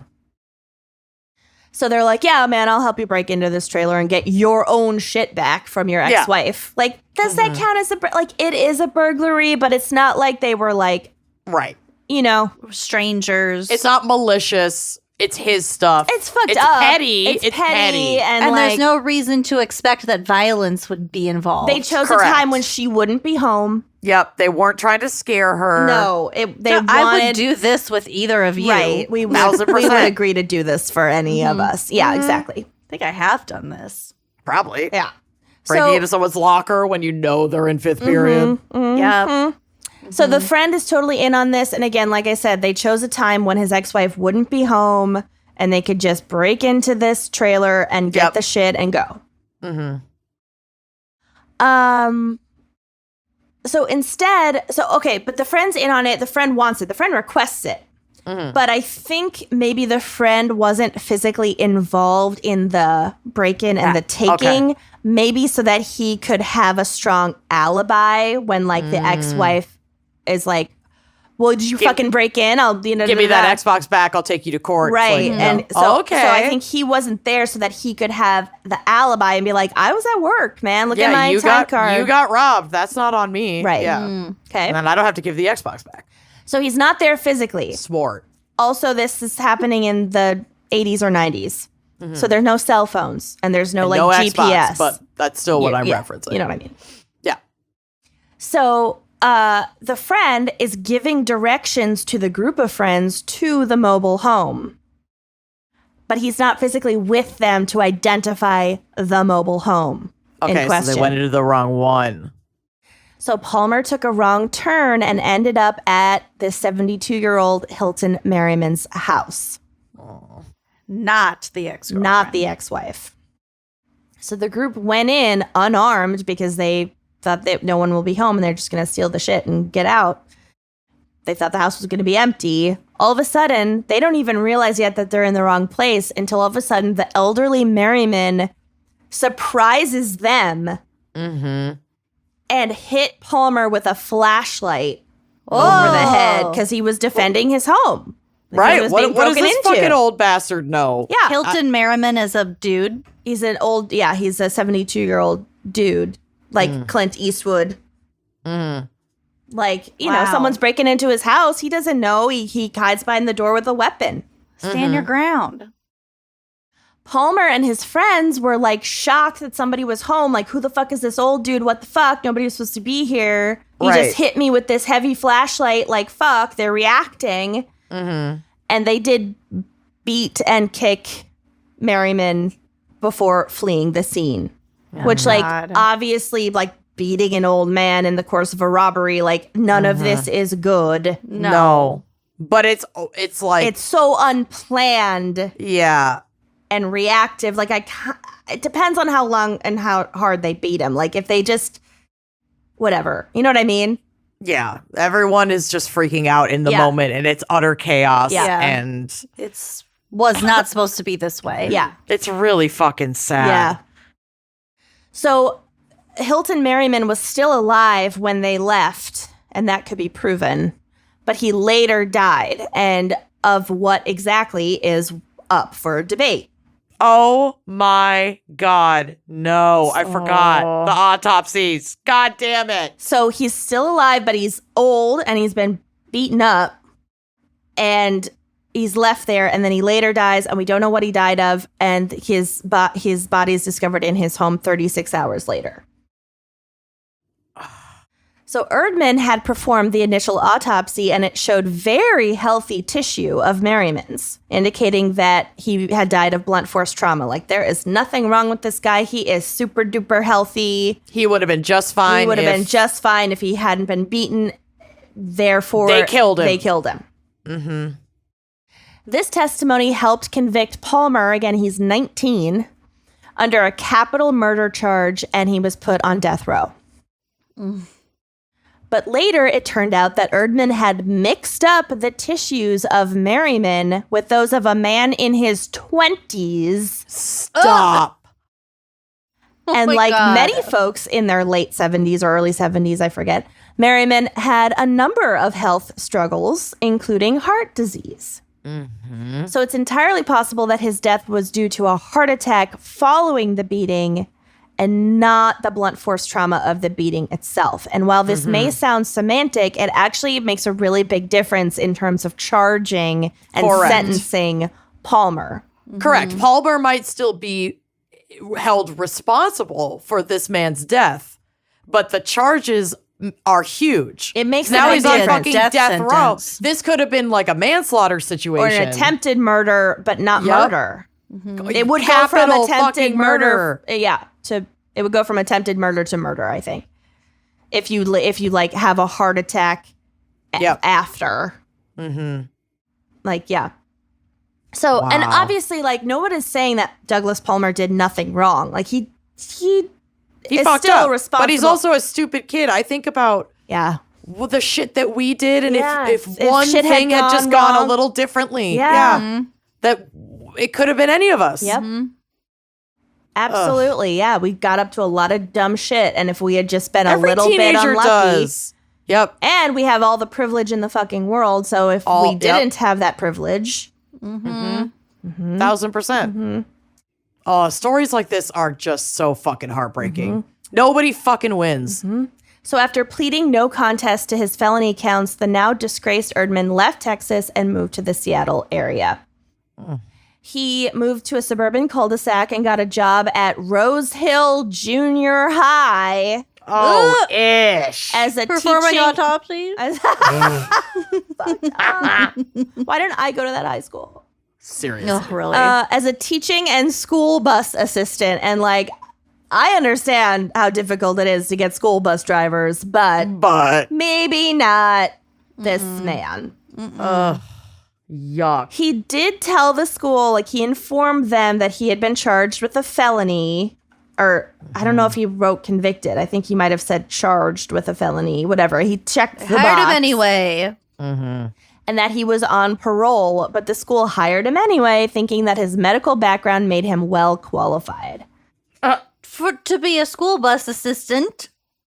Well, I mean, if there's a medical emergency with a kid on the bus, maybe that could come in handy. Right. But it's like, I don't think I'd trust this fucking guy to jump in when he lost a head and fucking... They don't know all of that. They don't have the internet. Oh, that's right. Lost a head. God. You know, he was like, look, I'm a doctor. I practiced all these years, but... You know, I didn't kill anyone. Like, it didn't hurt anyone. But, like, I have this felony charge from one of my cases. And, you know, I'm starting all over. And now, you know.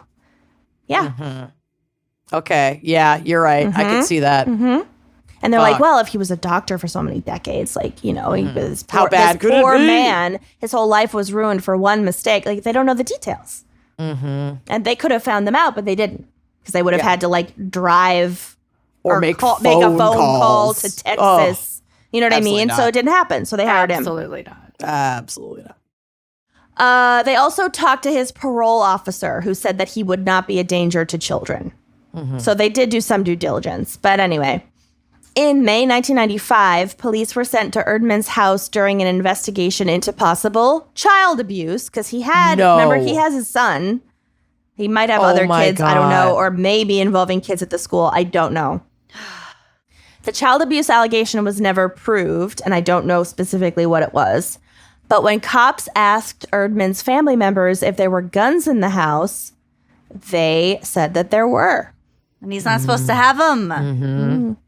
Indeed, police found, and they did not need a warrant to search for possible parole violations. And like someone living in the home said that there was this parole violation. Yeah, so they had reason to enter the property. They could just go in and search that whole dang thing then and head there. to toe. They found a trunk containing 122 guns, shotguns and handguns, plus a fully automatic M16 rifle. Jesus Christ. Whatever that means. For protection. For hunting. Erdman went to prison for a year on the gun charge in Washington State. And then soon after he was released, he was sent back to prison in Texas for 8 more years because his probation was revoked. So he got a much harsher sentence for fucking up his probation than for everything he did before. Wow. Oh, God. Yeah. And he hadn't been in prison before. So Ralph R. Erdman remained in Texas after he was released from prison. He died in Fort Worth, Texas in 2010 at the age of 83. Bye. I don't know whether an autopsy was performed on him. I doubt it. Nah. His obituary was glowing, reading, "His impressive curriculum vitae and military record precede him. Was a man who believed in hard work, integrity, and a deep compassion for the welfare of others." Oh. Is it opposite day? No. Wow. Quote, "His life was a portrait of what determination and dedication to God, love, and liberty can truly be." Ew. Ew. They swapped the obits with someone else's. Oops. This was for a 20-year-old. I'm so sorry. I'm so sorry. So sorry. It makes a lot more sense now that we caught it. Okay. Yeah. What a fucking asshole. I hate it. Ew. You could do a whole podcast just on the different cases, like looking into the different cases that he fucked over. You absolutely could. I don't like that. I don't like him. Rotten hell. Rotten hell. Rotten hell. Okay, so Well, that's my great. case. Cool. Thanks. Good job. Okay, so as I said earlier in this episode, at the time I was writing this, I was not well. So I had to go a little bit lower impact this week. And by lower impact, I mean less research. So, lower impact on me, not on you, on me. So I decided to look up stories about some of the most shocking autopsies and like medical examiners and medical students, like Weighing creepiest moments, basically. I love a potpourri. On the job, yeah. So I took to Reddit and beyond to find some of the weirdest stories from coroners, medical examiners, people in the death industry, all over the world. So instead of a single case for you today, I'm just going to try to creep the fuck out of you for like 15, 20 minutes. Love it. Perfect. So a couple of years ago, user Nico Jake posted the following question on Ask Reddit. And it said, "Autopsy doctors of Reddit, what was the strangest discovery you've made while performing an autopsy?" And here are some of Great the responses. question. Right? Nico Case. Good job, Nico Jake. Nico Jake. Nico Case, isn't that a Nico singer? Case. Yes. Nailed it. So here are some of the responses. "We have this guy who had some heart issues. He came to the hospital with some heart failure symptoms, got progressively worse and worse, and then just couldn't go anymore. This guy had extensive imaging, testing, the whole deal. Well, when we were doing the organs, everything looked fairly okay. Even the heart didn't look that bad for the picture that they gave us, like the picture of the situation. Then I slice open the liver, which was admittedly a bit larger than normal, and boom, it was about 80% replaced by nasty, nasty abscesses. Oh. I'm talking liters of pus. Whoa. Did they taste it? Oh my God. Yeah. Did they keep it? He didn't have a fever, and they didn't see anything on imaging, clinical, or even blood cultures. We were never sure if the heart issues maybe worsened before he got to becoming septic. But that is still the largest liver abscess I've ever seen in my life. So was it cirrhosis of the liver or like liver cancer or like It wasn't either of it those was things. just it was just sometimes like an abscess that had Just- formed into like an active infection that for whatever reason Just stayed in the liver. stayed right in the liver and didn't move to his bloodstream, didn't show up on any of the other, and he didn't show other symptoms. Bodies are incredible. That's- I wonder how wild. much. I wonder how much the liver tissue itself had to like recede to make room for all the infection. Yeah, like I how mean- well his liver was even functioning. could not have Probably been not well. great. Yeah, No. probably not well. If he had an Wow. enlarged liver and it was because he had the biggest pus pocket inside of it. Pus pocket. Bus back. I'm so hungry. Okay, here's another one. A lady with cirrhosis died, and when she arrived, she had a swollen belly. We assumed it was fluid buildup in her liver due to the cirrhosis, but when we opened her abdomen, this thick, clear, gelatinous mucus poured out. Oh. We measured it at over 2 liters of sticky gel. Oh, it was her yellow Ew. bile. It's clear. Her humors were off. No, but Turns you know what out- I mean? Yes. Yeah. Turns out she had an undiagnosed mucinous tumor on her ovary, which had spread all through her abdomen. Oh. Can you Whoa. believe? That sounds so painful. It's like when we were doing frogs, we were dissecting frogs, and like one for every classroom accidentally got a female frog, and that just the eggs like sprayed out when you cut it open. She's a squirter. I googled liver abscess, and Oh no! Why would you do well, that? this might explain why it stayed in just the liver and not the whole okay. body. Bring The it. majority of liver.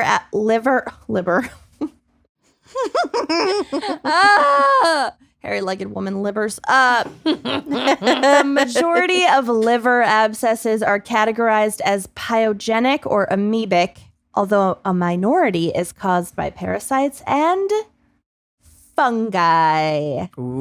Fungi. Cool. So parasites would show up in the blood work, and I am talking out of my ass here, but maybe fungi don't show up, and that's Maybe. why, you know? That's what I'm going with. Yeah. Oh, Works for just me. Mushrooms in the liver. I'm gonna be just like Erdman and just lock that in. Yeah. Wait, Yeah, was that the Write it doctor? down. Was the Dr. Erdman? Cocaine overdose of the liver. There we go. It's in the book now.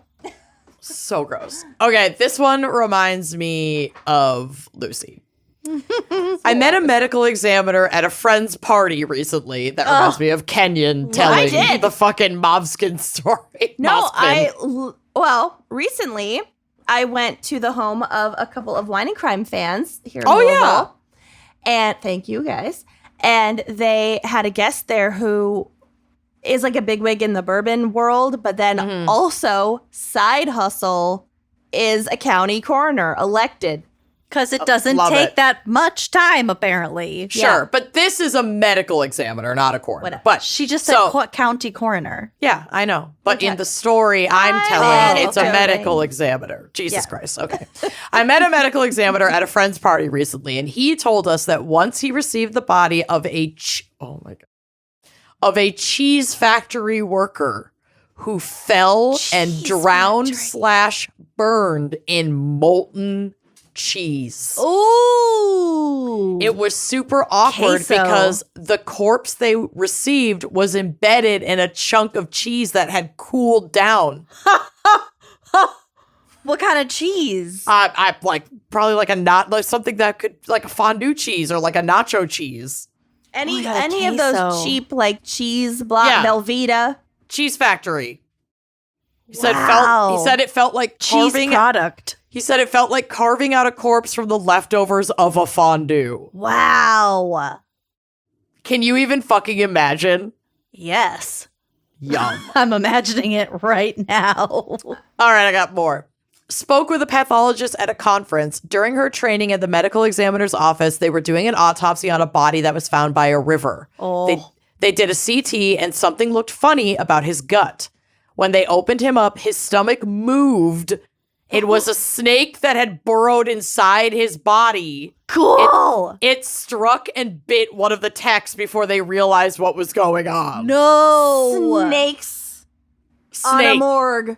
Snakes in a morgue. Can you imagine a snake jumping out of your Dead body. cadaver's training body? Was it and a biting you in the poisonous snake? arm? Well, the guy died in a swamp. Or He just died by a and was river. left by a river, and the snake had burrowed in. Cool. Yeah, his it's body. warm. Yep. I could totally see a snake doing that. Yeah. It's like the AT-AT. Safe. The what? Oh, not the AT-AT. Sorry. I'm thinking of it's a Star Wars thing. Never mind. Oh, okay. Okay. So, another one for this. We had a guy who took a bullet to the back of the head, execution style, and after the x-rays determined the bullet was not in his head anymore, we couldn't find the exit wound anywhere. Once we took out the Nostril. brain, we discovered it exited perfectly out of one of his nostrils, Oh my God, I was leaving no joking. trace of an external exit How wound. did she know that? She I knew. was totally joking. That's what happened. cool. Yeah, angled execution style. Yeah. Out the nose. Wow.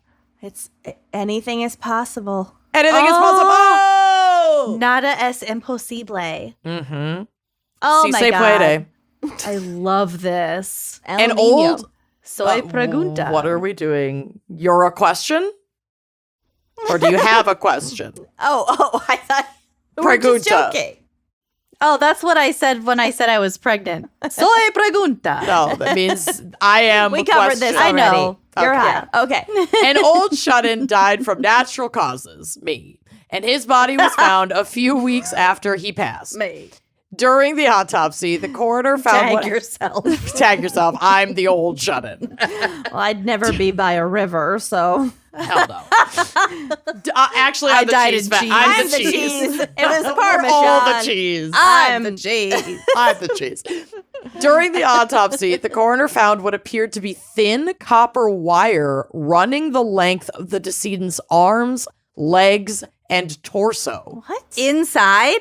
It was embedded under the skin with a single point or outlet emerging at the base of the neck. Oh my God. The It's a man had no family, so no one ever found out how the wires got there or why. Oh my God. That is Yeah. creepy as fuck. Shocking. Yep. Oh my God. Little tiny wires. Maybe he was doing, what's the like biorobotics thing? Maybe. I don't know. But it's like illegal to test on people. So there are Sure. like groups of people doing it themselves to themselves. Yep. Yep. To like help Elon Musk. Yeah. Basically just to move things forward. Mm-hmm. Okay, this next one is shocking. Around Christmas 2002, I don't know where this, because again, this was just like a Reddit. I don't even know if this was in the US. This is somebody's submission. Around Christmas 2002, bartender Sean Doyle went out drinking with his friend Michael Wright and Michael's girlfriend. So the three of them all went out around Christmas to the bars. As they walked home, Michael thought Sean was hitting on his girlfriend. And witnesses later told the cops that they saw a man, quote, getting the shit beat out of him. And that he was heard screaming, "No, don't break my legs." Oh my God. Ooh. And another witness said that he saw someone throw Sean down an open manhole. Oh. Why are there open manholes? I don't know. That's a real fight. Yep. Was the manhole full of rats? Well, the drop was 18 feet. Oh. At the bottom was a pool of boiling or near boiling water from a broken hot water main. Oh my God. Sean Doyle did not die instantly. No. In fact, as first responders arrived, he was standing down in the boiling hot water, reaching up and screaming for help. Amanda! Oh my God. No paramedic or firefighter could get down there because it was too hot. Stop. Why was this So just a it was hole over 300 leading degrees to in the hell? it's like in a steam tunnel, basically. Oh my God. Over 300 degrees. 4 hours later, when they could stop the flow of steam and hot water to be able to safely get him out, his body was recovered. His body temperature was over 125 degrees. And medical examiners think it's higher, but thermometers that they had access to didn't read any higher than definitely. Oh my God. Because why would they have to? Wasn't this like a plot line in like the Bone Collector? I think so, or something like this happened. The Someone steam was pipe tied thing. up in like a steam pipe room and Yeah. Oh my steamed. God. So when the medical examiner saw the body on her table, she wrote that she thought he looked like he'd been steamed like a lobster. His entire outer layer of skin was gone, and his internal organs were literally cooked. Otherwise, he had no broken bones, no head trauma, which meant he was fully conscious as he boiled alive. Slowly. Over Oh my God. for flirting Yeah. with someone. For maybe flirting with someone drunk. Jesus. We don't even know if he actually was. That's just what this other fucking guy who pushed him down a goddamn manhole thought was happening. I want to know what happened to that guy. What a fucking... I know. I know. This is brilliant but horrifying. So Lucy's favorite combo. Love. Quote, my friend had a relative / friend of a parent that was a coroner and worked in forensics. One day, a body was pulled from a river, so the skin had shriveled, but they wanted to get fingerprints. So the forensics, examiner cut the skin on one of the fingers so she could slide her own finger under the skin. They do that. Like a glove to smooth it out and give a fingerprint. Yeah, babe. They soups do that. I had no idea. I guess it's cheaper to use your own finger slid in there, but you'd think they could have some sort of... Well, to get it like rounded, They're wearing finger a- shaped, yeah, if she's got yeah. a glove on. She's got a glove on, and then, she does the same movement Cool. that you would to get a fingerprint. It's like putting on a glove. Yeah. Blech. It's so gross. I hate it. You're right. I do love that. I knew you'd love it. Okay, so I have a couple of Hollywood autopsy results that I found fascinating. Yes. JFK. No. So Elvis Presley, he died at age 42. God, he was only Breathes- 42? Only 42. He looked awful. Yeah, rode hard and put away wet. Some rough living. Ooh. Elvis Presley's toxicology report showed high levels of codeine, Demerol, Dilaudid, Percodan, and that grooviest of 1970s drugs, Quaaludes. He's quite a cocktail. Big cocktail. 2 doctors who conducted the King's autopsy found evidence of constipation, a common side effect of opiate use. In 2018, Dr. Howard Markle suggested on the PBS NewsHour site that the dethroned king, because it's famous that he was like found On the toilet. on the toilet, was struggling to do his business, and the strain caused the heart attack that killed him. And it's a very common thing when you use that many drugs, especially opiates, like they said, to get fucking blocked up. Could have been the other way because having a heart attack also makes you have to poop a lot of times. There you go. Wow. Snake eating. What came first? The chicken or the opiate Yeah. or the poop? I don't know. Wow. This one's obviously heartbreaking, but Robin Williams, he died at age 63. And this was fascinating. So, like, really He fucking died sad, on my but fascinating. birthday. Oh, maybe. Mm. Well, I'll Google it. happy birthday. Beloved actor and comedian Robin Williams died by suicide, according to his autopsy. And that is still true. Yep. However, My birthday, 2014. Oh, sad. His widow told CNN that despite Williams' past as a drug user, he had been sober for 8 years. And the thing that led him to such a dark state was Lewy body dementia discovered at the autopsy. So I knew about that. But what I didn't know is this next part. The condition is the second most common form of progressive dementia in the United States after Alzheimer's disease. And the only way to conclusively diagnose Lewy body dementia is via post-mortem autopsy of the brain. Like CTE.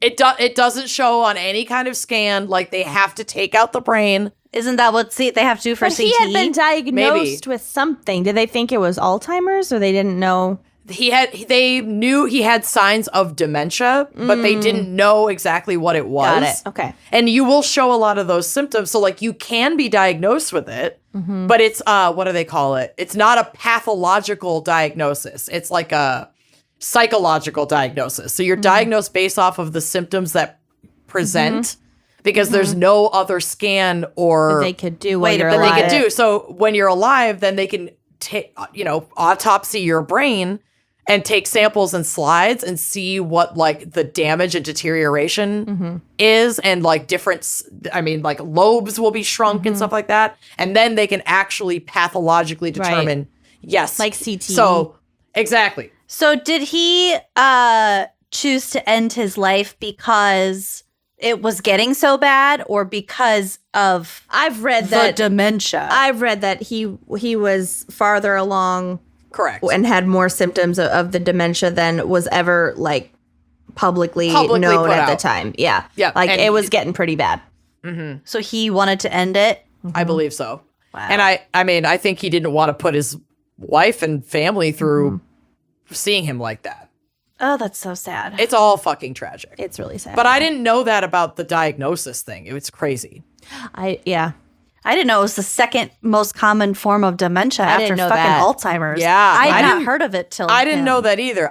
The only time I'd heard about it was from that very famous death. And we're still learning more about it. But as far as I know, still now you cannot actually diagnose that fully without a post-mortem autopsy. what Dang. what does Bruce Willis have the same thing? I don't know if they are doesn't known it's know. Lewy body dementia, but he does He has suffer dementia. A different type of dementia. We wouldn't Correct. know till he was dead. Frontotemporal. They could diagnose it Right. just from his They symptoms. just couldn't confirm it. Yeah. They just couldn't pathologically confirm it. And then they could have, open him up and go, oh, he actually didn't have that kind of dementia. He had this, but it was showing signs of Lewy body, Yeah. But Got it. it's just, there's a lot of other conditions that are like that. I didn't realize that. Why is it called Lewy body? Probably the guy who discovered it. Yeah. Or gal. Body? Next. I mean, we got to fit. I'm so hot. Okay. I have one more paragraph. So this is my last Hollywood autopsy, and this is obviously a very mysterious one. Brittany Murphy, Yeah. Oh. who passed away age 32. So the mysterious death of Clueless and Uptown Girl star Brittany Murphy has baffled fans and experts alike. Murphy died on December 20th, 2009 from pneumonia. But how does a seemingly healthy 32-year-old die from such a treatable illness? A coroner's report later explained that Murphy's menstrual cycle had triggered anemia or iron deficiency, which weakened her immune system, causing her to succumb to the infection of pneumonia. From having her period? Yeah. Well, think about it. When you get your period, I know my immune system gets even worse during my period. But to kill. Oh my God. That's so And sad. if you're already, and if you And have I get other anemic. co-occurring comorbidities and things like that. But yeah. It's 4 like years. how I got shingles at 28. Yeah. Because pretty I just much. have a shitty immune system. 4 years following her death, Murphy's father, Angelo Bertolotti, commissioned a lab report which found high amounts of heavy metals in Murphy's hair, leading some to believe that she had been poisoned. What was even more suspicious was the death of Murphy's husband, screenwriter Simon Monjack, who died of similar circumstances just 5 months after his wife's death. But a toxicologist has thrown out the poisoning theory Oh. as to why she had the heavy metals in her hair, that it was not, that they don't really know what that's from, but it's not consistent Well, with could it have been poisoning. like lead poisoning? Was the Maybe. toxicologist named Erdman? Oh my God. Now I gotta go find out. But it is still a mystery. I feel terrible, but I never looked into it, and I think I always assumed that it was an overdose, but that's not it at all. That was what everyone assumed when the news first broke. Right. And then they got the toxicology results back, and it was like, oh shit. She's She's not doing drugs. Wow. Yeah. I'm sorry, Yeah. Brittany Murphy. I got I that know. mixed up for a long time, and you were very talented. R.I.P. But yeah, I just thought those were some fascinating tidbits. So that's my segment. Fucking cool. Yeah, Wow. honey. Oh, Yeah. well, I loved this episode. I don't know. It was a Me good one. too. Not to toot my own horn. Toot, toot, babe. I think the cheese one Mm-hmm. Yeah. really Snake. took the cake. Gonna have to chew on that one for a while. Tasty. Okay, so Special thanks. We're Hot Girl Summer. Love you all. Bye. See Bye, you next week. bye. Bye.